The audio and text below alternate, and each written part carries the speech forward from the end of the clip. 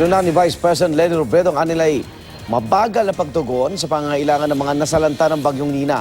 Kahapon nagsimulang mag-ikot si Robredo sa Camarines Sur para suriin ang pinsalang iniwan ng bagyo at alamin ang kalagayan ng kanyang mga kababayan. Pero dahil pahirapan ang pagbiyahe sa lalawigan dahil sa pinsalang iniwan ng bagyo, umangkas si Robredo sa motorsiklo. Anya, bukod sa pagbibigay ng gamit para maitayong muli ang mga nawasak na bahay, importante rin daw na tulungan sila ng gobyerno na maibalik ang kanilang kabuhayan. Sinagot naman ni Robredo ang mga batikos na wala siya sa Pilipinas nang manalasa ang bagyo. Ayon kay Robredo, hindi naman siya nagpabaya kahit nasa Amerika siya para sa kanilang family reunion. Pinutol pang araw niya ang kanyang bakasyon sa Amerika para makauwi sa Pilipinas ng mas maaga. Tingin ko medyo mabagal. Mabagal yung galaw. Ngayon magbababad tayo dito. Yung mga nakausap ko naman, actually, nakarating pa lang sa kanilang tulong galing sa amin.